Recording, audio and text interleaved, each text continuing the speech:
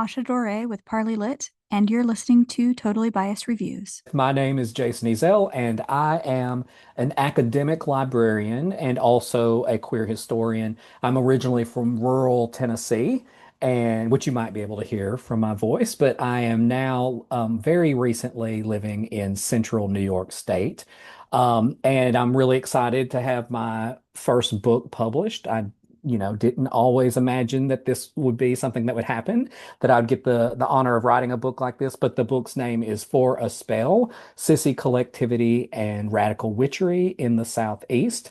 And it tells the story of some gay collectivists living in both rural and urban areas in the Southeast in the 1970s at a time that there was a spike of new right terror and their strategies for surviving that time. Oh, that is such a good blurb. I love it. What part of Tennessee are you from? My cousin lives in Johnson City, so like part of my family has lived there for a long time. Oh, I've lived all over the state and I know Johnson City very well, but I'm originally from Middle Tennessee, a very small place south of Nashville, Fayetteville, Tennessee. Okay, okay, nice. Yeah, I'm from Florida, so I've been all up in there, and I loved reading your book because I felt like, I'll just share that I spent a good part of my teenage years, young adult years, in a Southern punk community. So Oh, these concepts were pretty familiar to me, and I loved that your book, it's kind of academic, but it also includes these stories of these counterculture narratives, pictures of zines, or what I would call zines. I don't know if that's what they called them. not at the But just time, sort but of like, that fits exactly. yeah, like Yeah. DIY publications, I guess. Yep. Yeah. And then just this idea of these groups that sort of form in response to like hostility in the environment, typically that's fueled by religious hate. hmm I think about it all the time. It was a huge part of my experience growing up. So I'm really excited to talk to you about all of this. So Yeah, cool. this resonates. I'm glad to be talking to you too, Asha. Thank you. Yeah, absolutely. And so this is kind of an academic book. What do you think the audience of this book is, and how does it sort of relate to like modern discourse in a both academic and non-academic way? I mean, so first of all, it is an academic book. So in a lot of ways, it's addressing questions where we haven't seen those academic LGBTQ histories. So in some ways, it's trying to do something that's common in the field, which is to try and add other voices from other places. So it is definitely addressed to those scholars who do LGBTQ plus history. Also people who do Southern history, because I hope those people who haven't, known where to find those queer histories as often, have a few more places to look. But I also think that there is an audience for queer activists because this really does try to look at when things go south, turn a phrase there. When things Mhm. go south, what are our strategies that we can use? And although not, you can't copy and paste strategies from the context of the late 1970s and just plop them and be applicable here. But I do think that we can learn from people's ways of developing or improvising those strategies. So I think activists would be interested, especially activists in the Southeast, would be interested in the book. And I do know in some circles, I do pitch this for people who are familiar with the Radical Faeries culture. I do pitch it as a Radical Faeries prehistory. It's what set the grounds for that to come into place in the late 70s and early 80s. So I think people who are familiar with or interested in the queer Radical Faerie culture would also be interested in reading the book. Awesome. And how would you define that culture as it exists now versus how it existed back in the 70s and 80s? I think so. I got interested when I crossed paths with the culture around 2000. And when I entered the culture then, just to give you, this is a really great question. To give you a context, there were lots of debates about, you were talking about the print culture, the DIY publication RFD. It was published and for many years at Short Mountain Sanctuary in rural Tennessee. And at the time I came in 2000, there were lots of heated debates about whether they should go digital or go online in terms of their publications. And what does that mean in terms of turning over control of the creation and design, but also the audience and the production of something like that. And so now the culture is heavily networked online and the issues are available online in digital formats. At the time, though, which was so cool to me. We were walking down this like little gravel path into the woods, and there was a little shack on the left, and someone said, "Oh, that's where RFD's published." And I was like, "You have got to be kidding me." And at the time, it was like kind of a cut and paste affair, where you just open this door and the magazine production is in there. There's a giant sawhorse table where people were cutting and pasting text and copy images and putting them in. And so I just talked to some people who had lived through and participated actively in both the earlier and the later instances of RFD. And they said that really tactile, community anchored, um, print-based culture, a lot of the values have translated into the digital era, and the way people connect and even network in the digital era. But some things are really unique. It's really place-based and really sharing space. And the tactile, the connection that people have by being able to exchange, things in their hands just to make the magazine. So that's one difference, but I think it was a really moving story to hear the people say, like, even the making of some of the print culture that shares and connects this culture has changed quite a bit while still remaining the same in some ways. That makes sense. And I noticed in the book, there's a lot of discussion of like how these communities of people came together in a place and then kind of tried to create like kind of conferences where they would then share materials and just like the sort of connections and separations that happened there. And I was Mhm. really interested in I noticed that too in the sort of just like general punk community, like the peaceful anarchist community that was really active in the early 2000s when I was a part of it. And I was Mhm. thinking about, all those arguments over Yeah. things like Oh yeah. digital versus print and just like how people like kind of defined solidarity and agency and these like very, very strong definitions. And I wondered if you wanted to talk about um, just sort of the importance of those definitions or the factions and like how that contributed to the actual like sort of rebellion against violence and hostility, if that makes sense. Do talk about people who call themselves reclaim, just for the audience, people who reclaim the term faggot, which of course might trigger some people to hear, but that was somewhat the point to reclaim that. So there are internal groups, people who call themselves faggots, sissies, and fairies, and feminists. And then there's also the work of solidarity, which is about how these groups, like this was primarily um, gay men, but people who really did have a non-binary gender expression at that time, who wanted to connect their movements to, say, lesbian feminists or like Black Panthers or Black radical groups or like, like more radical labor movements or Latinos. So there's that kind of what's really hard, I think, and you reference like all of these difficult conversations is that you're bridging these differences mostly in terms of experience externally. At the same time, you're constantly defining and redefining the internal relationships that you have within the culture. So it can go either way, internal or external. But I think that for this group, if one of the things that's very important is the sissies took on and reclaimed that name, they felt like whereas the gay rights movement that was rising at the time, in the mid to late 70s, a lot of the organizations that would think of themselves as gay rights organizations were focused exclusively on issues that would affect gay men. And so the sissies were thought it was very important for them to focus on solidarity, which meant that for them, they needed to show up for these other groups, these other movements, actions as sissies, as out queers, and show their support for those groups. At the same time as they tried to be mindful of the groups within the gay community who were often not at the center of the decision making or the conversation. Sometimes that was at the time trans people, sometimes that was women, sometimes it was older people or people or younger people, honestly. So there's always this balancing act, and I think that for the sissies, it was absolutely important to think of of solidarity and think of the success of any revolution or any forward change having to happen with your arms linked both internally and externally. And I hope that gets at some of what you were asking.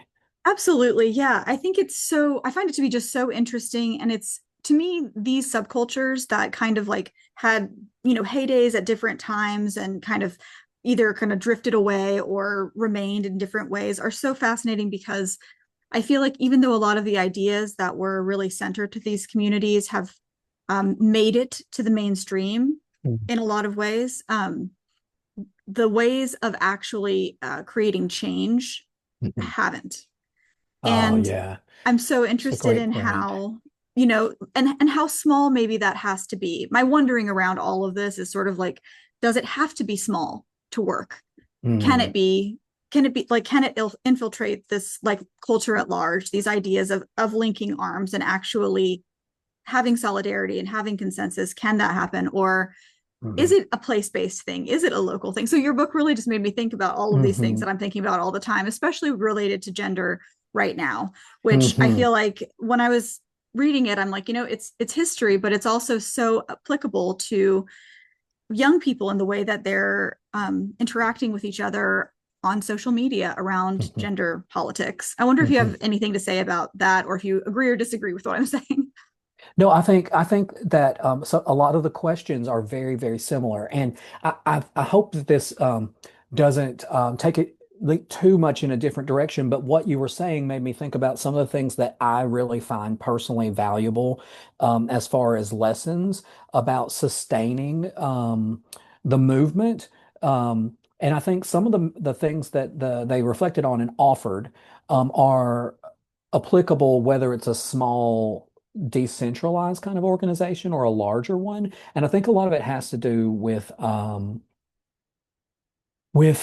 mindset in a way, like how you go into these things. So, for example, I really felt like there was a move at a time, like there was a point where a lot of these people entered their politics where the right way to express politics was righteousness. Like who this is urgent. So of course, when something is urgent, there is an urgency and you have to have a decision quickly. So it's not surprising that people use this kind of righteousness around trying to find solutions for that urgency. So that's completely understandable.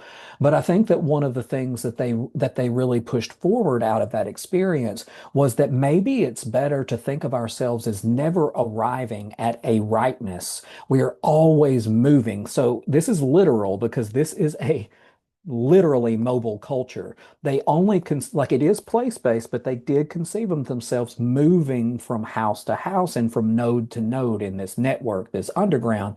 And I think some of that is evading, but I think from what I'm reading of their texts and also from talking to them now, a lot of it was finding ways to reconnect with people you haven't with yet and knowing that you don't have the answer. You have to engage and be okay with being in process of building solidarity with that individual or that new group in front of you.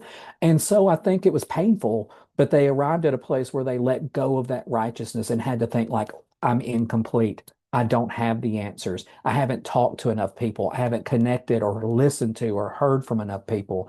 And I think that to me, at least, was a really big lesson because when things get really panicky, which they do, obviously, we want an answer. And so that just lends itself to righteousness. And I'm trying right now to personally slow things down and listen, even in those moments, and then focus on connecting and not me being at least the one arriving at the answer. The other thing I think is remarkable is that they talk about there's the book Faggots and Their Friends Between Revolutions. So there's this sense of timing that you will also, just like you don't arrive at righteousness yourself, you don't actually arrive at utopia. That revolution is not ever, it's kind of, there's always going to be another revolution. So you have to think and plan, what do we do between them when everybody is kind of just knocked on their butts and trying to figure out, what is even happening right now? And for someone to really think about that and have tried to think about that in the past really speaks to me right now because I've had so many conversations where it's hard to even come to an agreement about what is happening right now before you could even think about what to do. And I think to understand what to happen in those kind of like interim periods is a really great way to think that about, or something important to think about, which I never did. I mean, I never had. That is so smart. Like it's kind of the sort of like the antithesis to the like sort of blame and shame culture that I think we're kind of seesawing around right now. Yeah. I love that. I love that so much. It's like radical curiosity. It kind of is Yeah. like an agnostic, like an existential agnostic way of Hmm. being. It's really Yeah. I really love that. It's yeah, that resonates with me personally a lot. I love the way that you see that because I really get that. Like wouldn't have necessarily thought of that term, or maybe I wouldn't necessarily have thought of the connection to some of those maybe southeastern like punk or anarchist groups that you're familiar with. But as soon as you say it and you put it into those terms, I think, oh my gosh, yeah, there is a real kinship between the people that what they were trying to do and some of the strategies they come up with and some of the things you're talking about. And I think radical curiosity in the book, I think it's where they do talk about leveraging dreams. Yeah, I love this. And I really want to talk about the magic, the dreams, the Yeah. spells, all this stuff. So, yeah, I'd love you to say more about that if you want to, and also just how Mhm. magic intersects with these groups and what it did for them or what they used it Yeah. for. Yeah. So there's some great critique, which I think is justified of maybe magical or earth-based kinds of like spirituality. For example, trans scholar Hill Malatino has written about how sometimes this just reinvest in say whiteness because a lot of it is focused on like white culture and often white experiences of colonialism coming out of European backgrounds and stuff. And that was a critique that what's interesting is that was a critique they had in community back then also.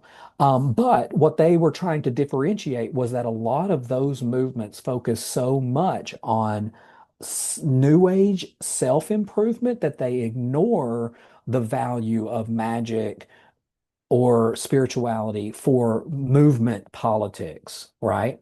And so the reasons that these subgroups really pursued ritual, especially group ritual, and a lot of this is laid out in Arthur Evans' book, is that in a time, now he's not talking, but it seems implicit when you're between revolutions, when you're just addled or kind of caught on your heels, you don't know what to do, then you can have this experience, and he calls it like an endless night of the living dead. We lose our feelings, we lose our connections to each other, we lose our sexuality, we lose our dialogue, we lose our concern with our environments. And what ritual does is it allows a way for us to help each other in a performative kind of environment, raise each other's energy back up, and to not feel like our mission of making change is ours individually, but something that is shared. So you're reconnecting with each other. And often these are happening in natural settings. So you're also digging into the place that you're at and the environment. If we think about how a lot of people at this time, and maybe even now, think about radicalizing ourselves, we think about talk. We think about talk therapy. We think about like, making a manifesto, which these people did all of those things. We think about intellectual processes. But it's very hard to move from intellectual processes to relationship, active relationship, and then into action.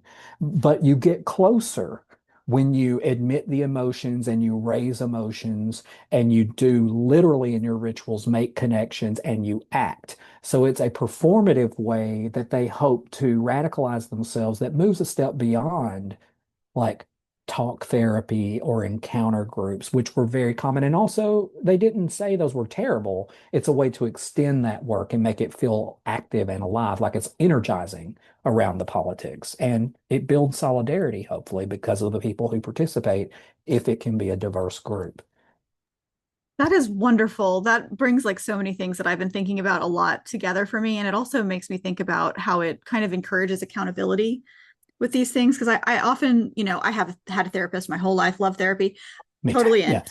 But Yeah. I often think like with some people I know, it's like they've also had a therapist their whole life. And I'm like, do you even do anything in your life that your therapist tells you to do? And Yeah. so these Yeah. rituals, I've often, thought that things like AA and other things that are kind Mm, of, I mean, I know that that's associated with religion, but that are like a little bit closer to secular rituals or that are not necessarily specifically Christian, kind of mhm. approximate the kind of community-based accountability that church approximates and creates sometimes. And I often think too that, one of the questions that I've had for the world for a long time is why like Southern countercultures tend to persist and tend to find their way back to being a collective, in my opinion, a little bit more in a more lasting way and a little bit more of a Mm, peaceful way than maybe a West Coast mhm, counterculture. And mhm.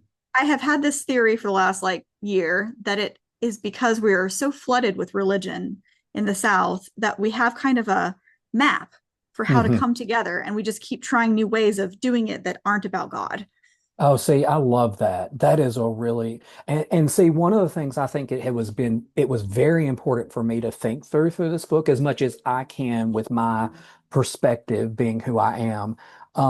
But a lot of my perspective has been that the church tends to shut down this kind of connection or this community and but my perspective and my experience is only mine. When I started looking at how so many of these white radicals, especially a lot of the lesbian feminists who inspired these sissies, so many of them were inspired by black movements, which didn't have this in all cases. I'm not saying it was perfect, and I'm not saying that it was great, but that there were movements that could coexist and come out of the church in some instances or some spirituality, and there wasn't this kind of divorce. Um, there are some queer scholars who talk about how, like, to be gay means to be very modern, which means you have to put away these kinds of like um, irrational ways of thinking that are associated with belief or spirituality or, magic, for example. Um, and a lot of people have questioned that. These practices don't have to be put to the maybe the oppressive purposes they have in some cases. These practices can be put to the work of, as you mentioned, building community, building actions without necessarily having to have the same end goal of a particular kind of heaven, for example, Yeah. or a particular type of people who get to heaven. At the same time, I think those critiques are about, like, say, for example, people like Malatino put out there are important because not everyone gets invited around the bonfire. Not everyone feels welcome. And so sometimes these can reproduce the very communities that we already belong to, which is why the sissies did feel in sometimes like were not successful at all in overcoming these barriers and making connections to be in solidarity with people. But they did ask themselves the questions a lot, like, are we doing enough? Have we done this enough? And they also really did think it was important to keep this mobile culture so that you were always meeting new people, always moving past you asked the question earlier, but maybe past our bubbles, our echo chambers, right? Mm-hmm. Which is very relevant right now.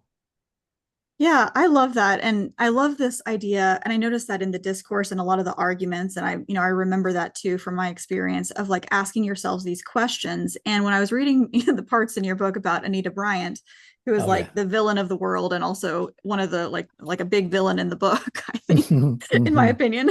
hmm um, I was just thinking like these movements, these like kind of oppressive, specifically white Christian movements, really have no questions at all present. Like there's no inquiry at all. It's like a complete decision. And I wondered if you wanted to talk about, you know, how what Anita Bryant did contributed to these cultures and how they responded to the sort of sweeping decisions about identity that she was trying to create. Yeah, I think something that was remarkable to me, and I have to say, I have to give credit to certain scholars who really kind of like teased this out and brought it to my attention initially. Like there are people like Gillian Frank and people like Carol Mason who are historians who really do go back to these movements and say, yes, they're homophobic, but what kind of homophobia is it, right? So like homophobia is not the same in every context. So it's important to kind of look at how it moves. And in their analyses, they really tease out this is homophobia. This is a homophobia that is an arm of a wider white Christian supremacy. And so, for example, when Anita Bryant becomes the spokesperson for Save Our Children, and really not wanting, for example, to have gender nonconforming people be teachers in the classroom with their children, what they are most concerned about is they're concerned about keeping the purity of their gender conforming, straight, white children. There is very little expression of care for Black children, for example. And what those scholars point out is the same people that were behind Anita Bryant's the face, but the people who are funding her and kind of like moving this larger campaign, they are also avidly against desegregation. They're avidly against busing to bring Black and white students together in the South. They're avidly against the Equal Rights Amendment. They do not want liberated women in the classroom either. So they really want to keep the purity of this white child. And so what is really interesting is that being in the Southeast, where this ideology is not exclusive to the Southeast, but where Save Our Children grows out of, right, is in Florida at the time. Um, they're closest to these discourses. They're closest to how these things work on the ground. So in the 70s, they knew this. They knew that Anita Bryant and Save Our Children, that discourse, that movement, that campaign was as much racist and as much sexist as it was heterosexist and even ageist because of the way it kind of like trapped and like kind of contained children and kind, that there are so many issues with it that they knew that they needed to try their best to address all of those things as an entangled oppression. And so this is also, I think, why solidarity was important, at least in theory, to them and as a goal, even though they weren't always as successful as they would want to be in coming together.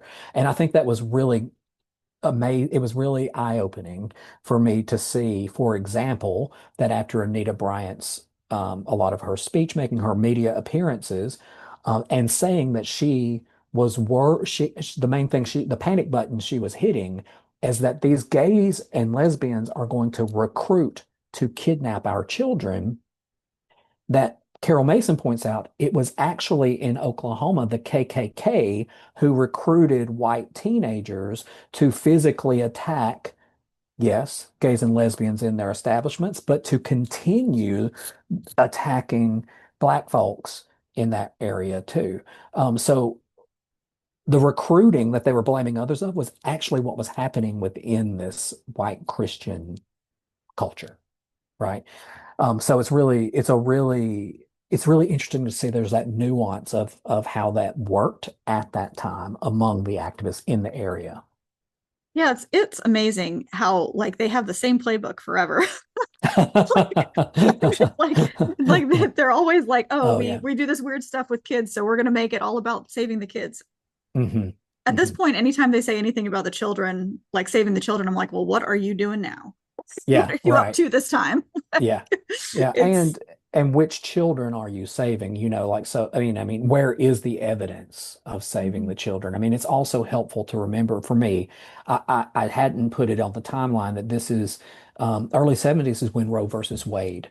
You know, when, reproductive rights have a certain kind of like um leeway, a certain kind of legal framework in order to bring those reproductive rights to people. Um, this was also a no-go for it was also part of protecting the children, kind of tangled up in that same discourse in ways that we see, like you said, the playbook. It's not, I don't know that it's the same, it's not the exact same playbook, but it's so similar and the same event, the same results are happening, very similar results are happening again, I guess. Yeah, totally. I just like, I don't know. Anita Bryant is a whole thing. Yeah. Um, I do one of the think I will things, say, do you mind if I yeah, say something really quick go about that for though? it. Yeah. Because I'm rethinking, terrible thing to do as your book comes out is to rethink how you frame this. But I was reading I was reading another book that was talking about um how tricky it can be to hang our anger on a figurehead for a movement.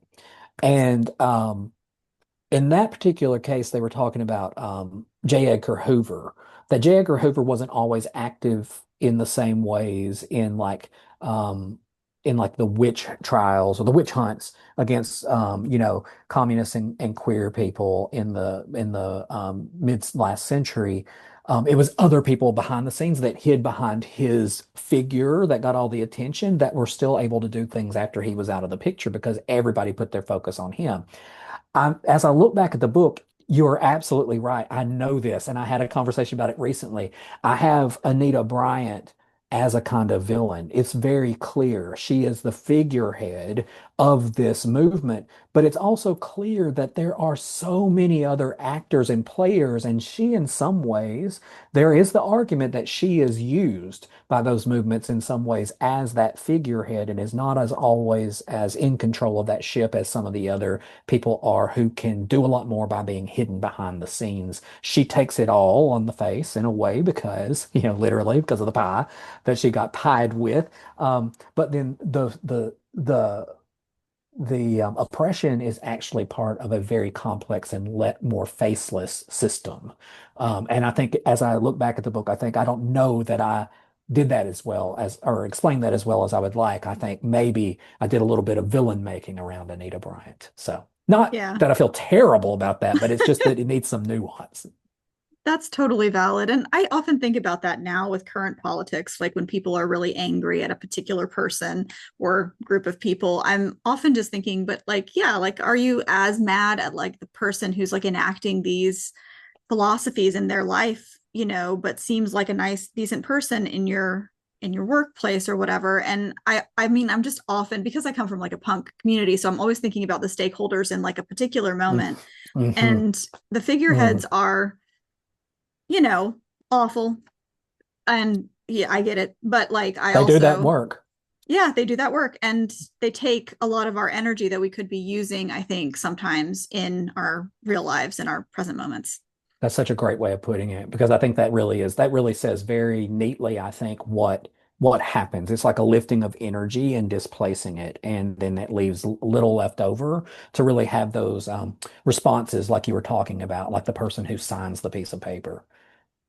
Yeah. Yeah, totally. And when you were in your book, there's this whole part about children, and you brought up, the ageism against children. And I remembered, my my first anthropology class, and we did this whole section about like the power of children and how it's presented and how we just kind Hmm. of see these children as these like eternal victims. And in your book, I wrote a quote about it, but there's sort of a comparison to the way that, the Anita Bryant and her friends were sort of making children very vulnerable. And then like this idea of like King Tut and like a child in power, like, kind of I think he was kind of brutal, right?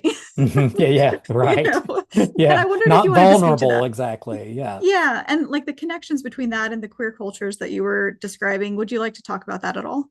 Yeah, I think that it's a different kind of pedagogy. So I talk about sissy pedagogy in the book, and if the Save Our Children pedagogy is to protect children, to keep them from difference, to keep them only with people who are as much as possible like them and their parents, um, because they're so breakable, because they're so swayable, so impressionable. Um, it it's a model of education um,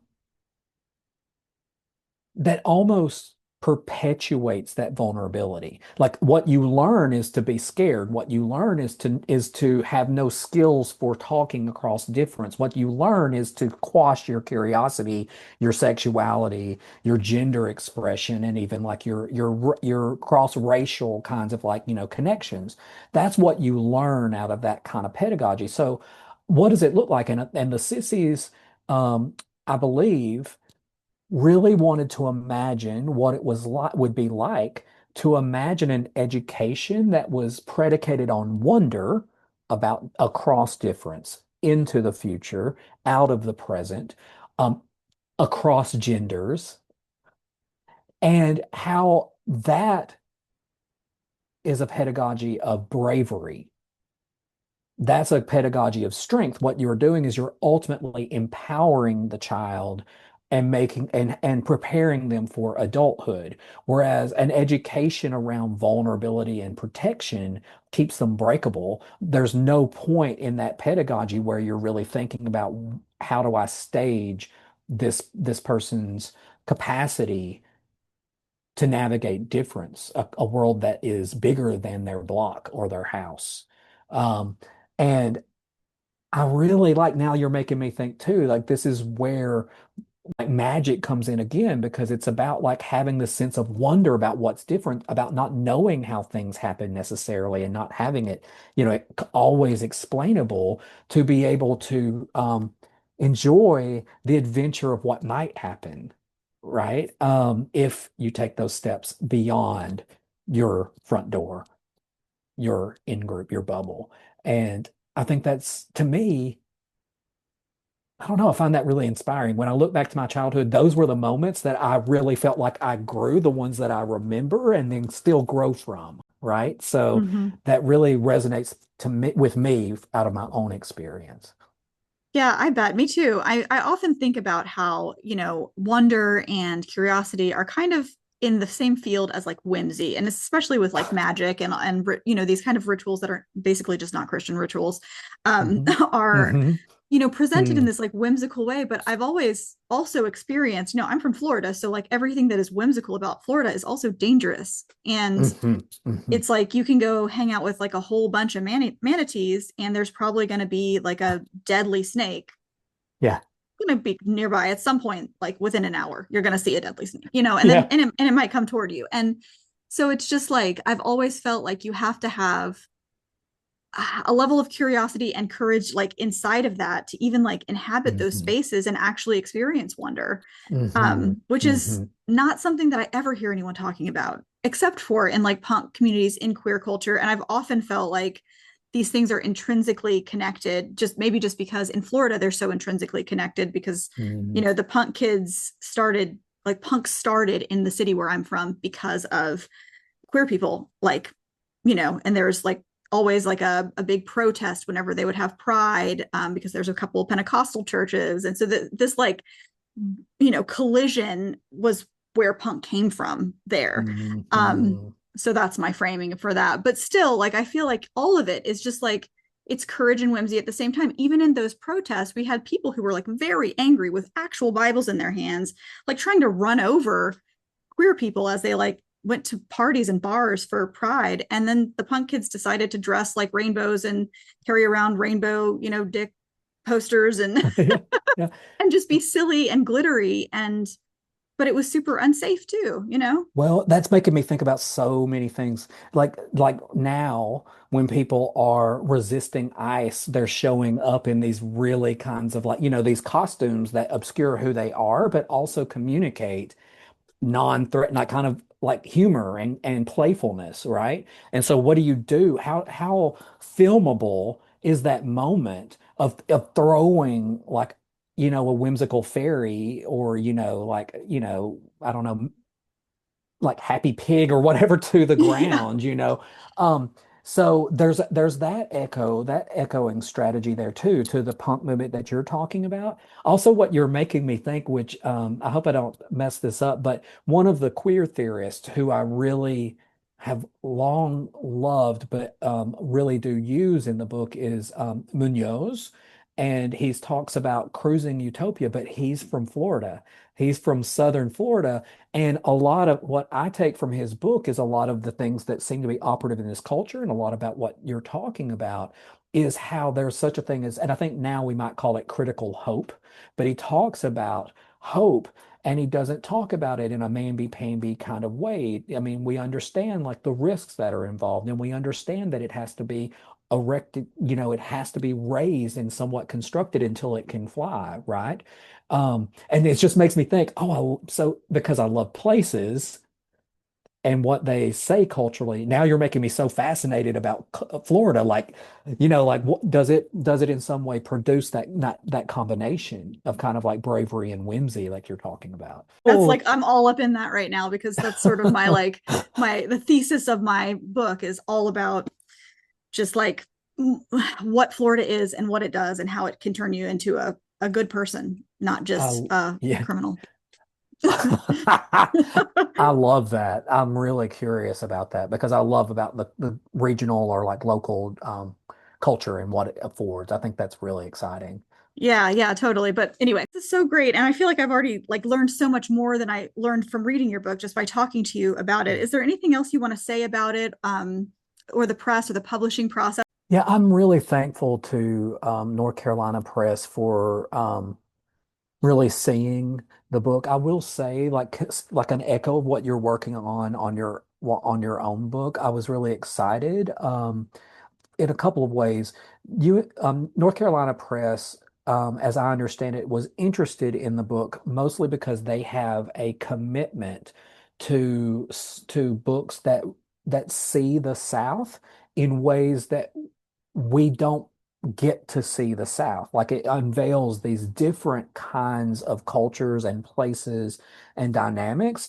Because in some ways we reproduce the South over and over and over again, so that and other regions, but in a way that we don't have any curiosity about it. So they have a commitment as a press to like bringing out those books that show different sides of the South, and it's also a part of the I think it's called American Gender series. I may be missing that a little bit. And I was really excited to have a book that was about trying to understand an early non-binary gender expression before we would have had those terms. Um, to really kind of put that in that series. That's really exciting to me. And I think I would just one other thing, because there's a million things I could say to this. This might be why we're running over. But I would like to say that for me, like as a person I'm a librarian, I'm very booky. I've always liked to read and write. And so one of the things that was such a joy to me about the process of writing this book, and I would encourage other people to pursue this if they are a bit like me and have tended to read as their way of knowing, which is fantastic. Please keep that up. But what this allowed me to do is to meet those activists and to talk to them. I got to go to the Ozarks, for example, and talk to the couple, Michael Oglesby and Charlie Thornton, who were a couple then and are still a couple in the Ozarks. I got to talk to them face to face. I consider these people friends. I got to hear how they think about that experience from then and how it impacts them now. And what was amazing to me, what was magical, truly, was that they asked, can we invite a couple of our neighbors over to talk about your research? And I was like, sure, that's really great. I appreciate your asking. I don't know, like 20 something um, lesbian feminists came to this rural place. That culture that I described mostly in like chapters 1 and 3, the Ozarks radical feminist culture with some queers still exists. Many of the people are still there. They have held on to that space and they live in community even now. And I was so touched and really surprised in some ways, but mostly just really grateful that I got to have conversations and to make connections and to come into community as a process of writing, because writing can be so lonely. As you know, it can be so lonely. It's really great to have a process of research where you enter community, make connections, make friendships, and share space with people, which was the unexpected joy of writing this book for me.